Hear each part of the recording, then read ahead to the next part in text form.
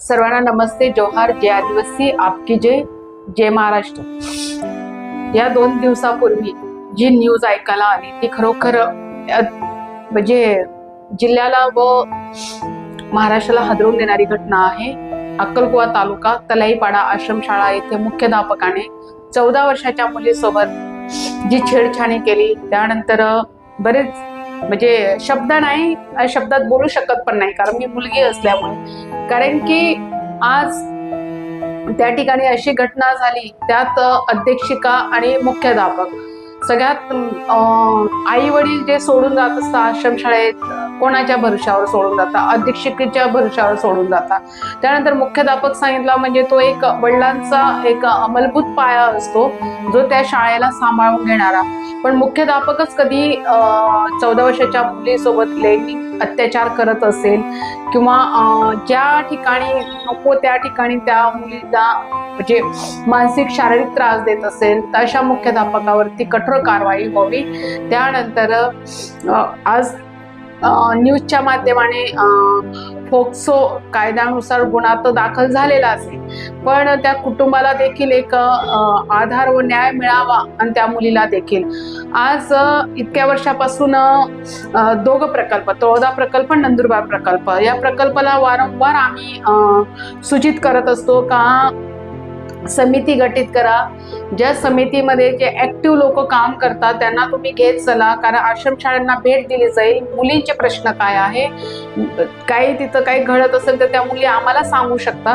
पण 2 प्रकल्पाचे प्रकल्प अधिकारी बदलत गेले, बदल्या झाल्या, पण आजपर्यंत याच्यावरती कुठेही त्यांनी स्वतःहून दखल घेतली नाही। आणि त्या समितीवरती असे लोक घेतले जातात का ते त्यांना आपल्या आश्रमशाळेशी किंवा तिथं होणाऱ्या घटनांशी काही घेणं देणं राहत नाही। आतापर्यंत 7-8 वर्षामध्ये आश्रमशाळा असो का हॉस्टेल असो किंवा शाळा असो, मग ती निवासी शाळा, अशा ठिकाणी किती साऱ्या घटना झालेल्या आहे। आणि त्या घटना होत असताना त्याला कुठेतरी पाठबळ न देता त्याला कुठेतरी आळा बसायला पाहिजे। आणि त्या समितीनुसार मग त्याच्यामध्ये विद्यार्थ्यांची समिती असायला पाहिजे। त्यानंतर जे सामाजिक राजकीय जे काम करतात ते देखील त्या समितीमध्ये असायला पाहिजे। पण काय असतं, त्या समितीला फक्त आणि फक्त नावापुरते घेतले जातात। तर मी 2 प्रकल्पाचे प्रकल्प अधिकाऱ्यांना विनंती करणार आहे, सगळ्यात मेन अतिदुर्गम भाग जो आहे, तलाईपाडा असो किंवा धडगाव असो किंवा अक्कलकुवा असो, या ठिकाणी आज तलाईपाडा आश्रमशाळेचा जो मुद्दा किंवा त्या मुलीचा विषय बाहेर आला, तर मला एक सांगा, असे किती घटना तिथं झालेल्या असेल ते आजपर्यंत समोर आलेल्या नाहीये। तर त्याच्यासाठी कुठेतरी एक चांगली समिती गठीत व्हावी आणि जे मुख्याध्यापक यांचे, तर मला वाटतं ज्यांचे वय होण्यात येताना अशा मुख्याध्यापकांची ना एक आरोग्य तपासणी खूप होणं गरजेचं आहे, कारण अशा घटना होऊ नये। कारण की आज 14 वर्षाची मुलगी जिने अजूनपर्यंत तिच्या करिअरला अदर गोष्टीला सुरुवात पण केली नाहीये, अशा मुलीवरती लैंगिक अत्याचार करून तिला शारीरिक मानसिक त्रास देऊन जी घटना घडली या 2 दिवसापूर्वी, त्याचा मी जाहीर निषेध करते।